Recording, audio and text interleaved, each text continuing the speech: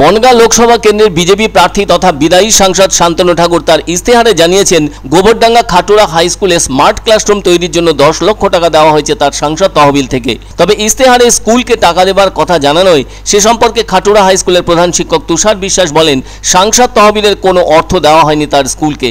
আবার গোবরডাঙ্গায় দলীয় কর্মসূচিতে উপস্থিত হয়ে একই অভিযোগ করেছিলেন রাজ্যের শিক্ষামন্ত্রী ব্রাত্য বসুও, যা নিয়ে তোলপাড় হয়েছে সামাজিক মাধ্যমে। এদিন ঠাকুরনগর ঠাকুরবাড়িতে সাংবাদিক সম্মেলন করে বিদায়ী সাংসদ শান্তনু ঠাকুর গোবরডাঙ্গা খাটুরা হাই স্কুলের প্রপোজাল পত্র সকলের সামনে তুলে ধরেন। তিনি বলেন, স্কুল আমার কাছে আবেদন করেছিল আর সেই আবেদনের ভিত্তিতে ডিএম এর কাছে তার সাংসদ তহবিলের টাকার অনুমোদন দেওয়া হয়ে গিয়েছে বলে জানান বিজেপি প্রার্থী শান্তনু ঠাকুর। এদিকে ওই অনুমোদনে তারা কাজ করবেন না এমন কোনো ক্যান্সেলেশন পত্র তাকে পাঠানো হয়নি বলে জানান শান্তনু ঠাকুর। এ প্রসঙ্গে বিদায়ী সাংসদ জানান, তার অধিকার আছে অর্থ অনুমোদন হলে সেটাকে ইস্তেহারে লেখার। সেই সঙ্গে শান্তনুবাবু আরও বলেন, তৃণমূলের হারমাদদের পক্ষ থেকে চাপ সৃষ্টি করে ওই হাই স্কুলের প্রধান শিক্ষককে দিয়ে ওভাবে বলিয়ে দেওয়া হয়েছে।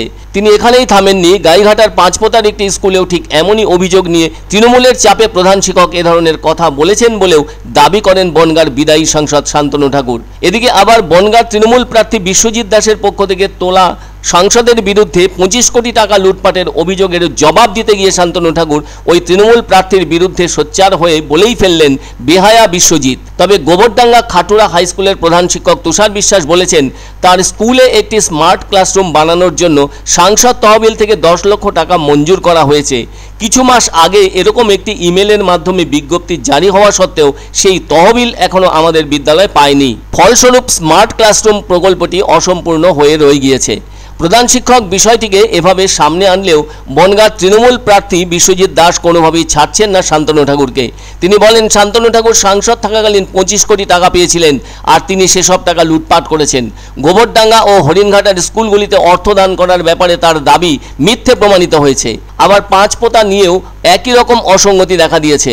আমরা ওইসব দুর্নীতির পূর্ণাঙ্গ তদন্ত দাবি করছি আর এ ব্যাপারে যথাযথ ব্যবস্থা নেওয়ার জন্য আহ্বান জানাচ্ছি বলেও জানান বনগাঁ তৃণমূল প্রার্থী বিশ্বজিৎ দাস। সকলেই জানেন 2024 সালে বনগাঁ কেন্দ্রটি বিশেষভাবে নজরে থাকবে। মতুয়া সম্প্রদায়ের সমর্থন কার দিকে থাকবে সেটা জানতে আগ্রহী রাজনীতির কারিগররা। এদিকে সিএ নিয়ে বিজেপি প্রার্থী শান্তনু ঠাকুরের মন্তব্য অত্যন্ত তাৎপর্যপূর্ণ। ফলে উত্তর 24 পরগনার ভেতরে থাকা বনগাঁ লোকসভা কেন্দ্রের অধীনে যে 7টি বিধানসভা কেন্দ্র রয়েছে সেগুলি হলো কল্যাণী, হরিণঘাটা, বনগাঁ উত্তর, বনগাঁ দক্ষিণ, বাগদা, গাইঘাটা ও স্বরূপনগর। উল্লেখ করা দরকার, 2009 সালে বনগাঁ কেন্দ্রটি তৈরি হওয়ার পর থেকে তা তৃণমূলের দখলে আছে। সে বছর জিতেছিলেন গোবিন্দচন্দ্র নস্কর। 2014 সালে জেতেন মতুয়া সম্প্রদায়ের বড়মার ছেলে কপিল কৃষ্ণ ঠাকুর, কিন্তু নির্বাচনে জেতার কয়েকদিনের মধ্যেই তার জীবনাবসান হয়। পরবর্তীতে উপনির্বাচনে জিতে আসেন মমতা বালা ঠাকুর আর 2019-এর নির্বাচনে জেতেন বিজেপি প্রার্থী শান্তনু ঠাকুর। পরবর্তীতে মন্ত্রী হন তিনি। আর 2024-এও নির্বাচন আগামী 20 মে। আসনটি কোন ফুলের পক্ষে যাবে সেটা সময়ই বলবে।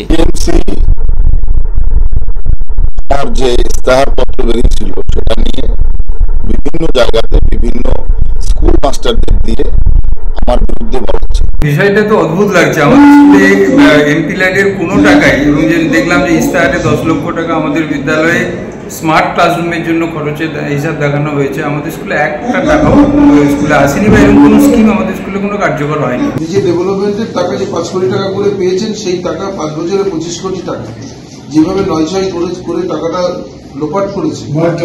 আমরা গোবরডাঙ্গায় পেয়েছি, সেখানেও আমরা দেখলাম যে একটা মিথ্যা কথা বলেছে, টাকাটা লোপাট করেছে।